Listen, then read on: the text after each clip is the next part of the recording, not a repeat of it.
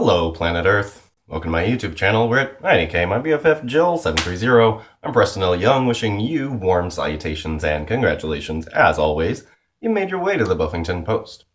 Alright, so Season 9, we've been through 4 issues of each book, Buffy the Vampire Slayer and Angel and Faith. So what we're going to do is after each arc, we're going to come right back here and take stock of what's at stake and what we've learned and where things have gone and are going still. So, I'm doing this because we've got 4 books in Season 9, and just want to make sure everything's on the same page, obviously, because we've got a lot of different books with different pages. So here we go. It's going to be our taking stock number 1 of Season 9, from issues 1 through 4 of both Buffy and Angel and Faith. So here we go. I'm fresh. You gotta be fresh. Okay, Planet Earth, so let's go ahead and address the elephant that's no longer in the room, which is Giles. So Giles is super dead, and the Buffyverse, we found out in Season 6, just doesn't work without Giles. Our Scoobies are just kind of all over the place, they can't take care of themselves, and there's really nothing different going on. Now, we've had a few moments where we've actually looked at the book, the vampire book that Giles left Buffy.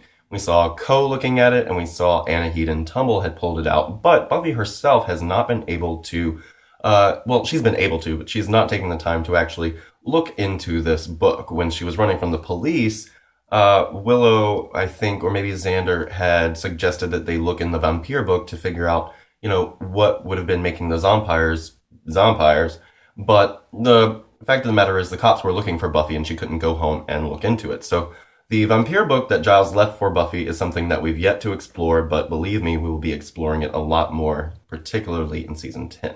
So stay tuned for that. We are seeing a bit more of Giles and Faith's relationship from Season 8. We did a little bit of flashbacks in the first arc between Giles and Faith to kind of, put their relationship into a certain level of context, because we really didn't spend a whole lot of one-on-one time with Giles and Faith. So we'll get a few more things like that, and the relationship between Giles and Faith will definitely take some new turns that we can see toward the end of Season 9. I'm not gonna, jump and spoil ahead. So, Giles' death has given Angel a new mission, and the fact of the matter is, over in Buffy, everybody's blaming Buffy for the destruction of the Seed of Wonder, but the fact of the matter is, Angel's totally responsible for this whole Twilight thing, and, there's a reason he feels so guilty, and there's a reason everybody's mad at him. But yeah, he did all of this, and, we can't forget that Buffy is not solely responsible for the destruction of magic. And so Angel, of course, is trying to resurrect Giles because he's trying to make up for these things like he's always trying to do. And so we haven't seen a lot of Angel.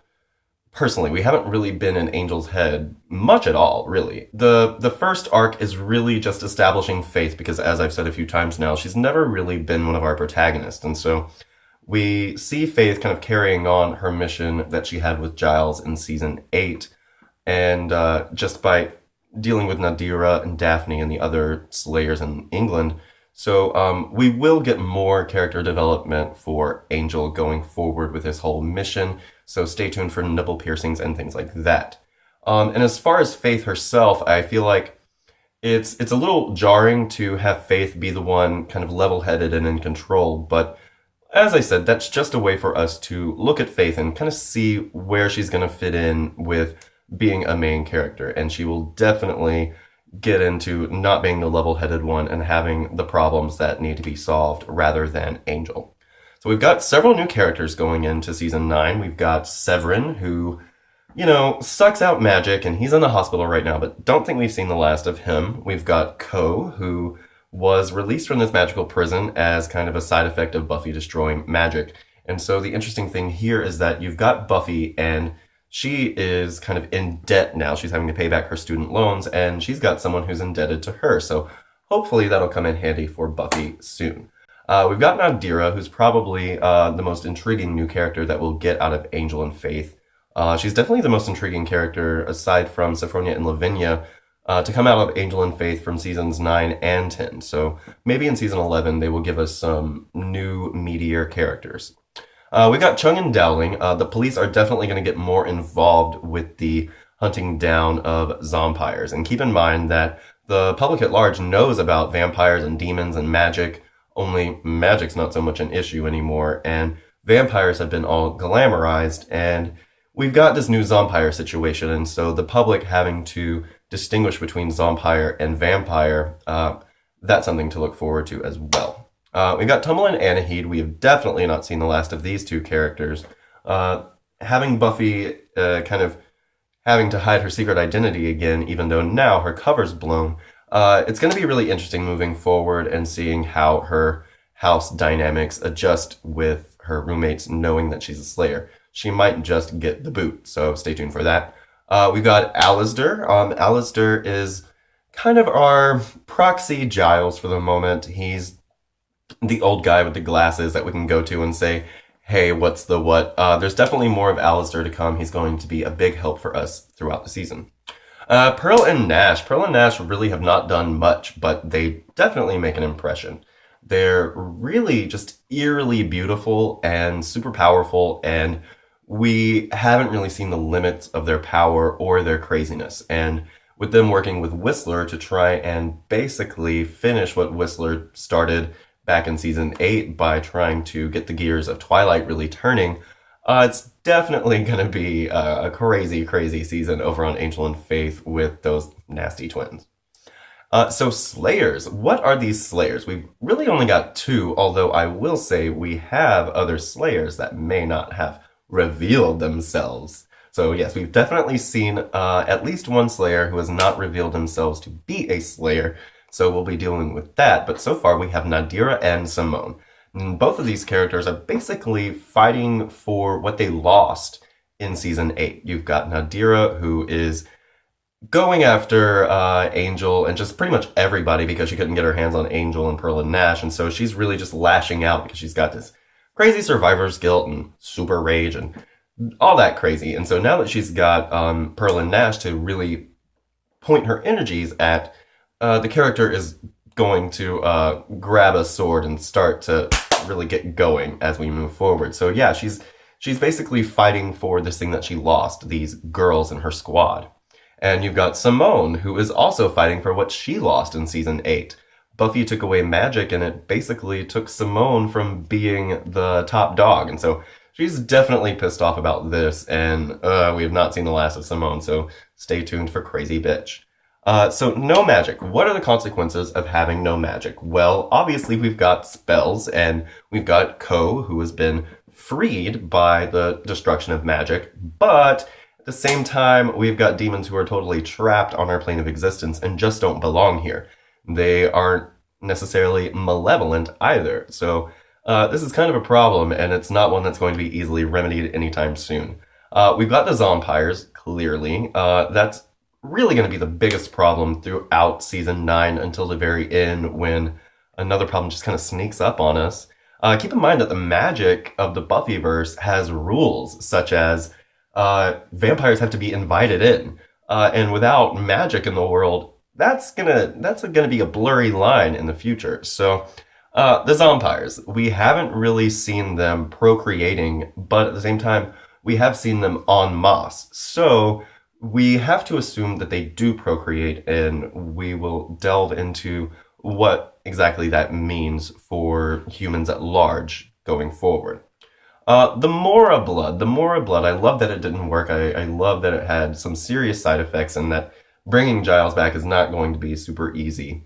And yeah, just the problems of no magic. And we've seen, Andrew, he had kind of decided to put all of these Slayers to, good use in the real world.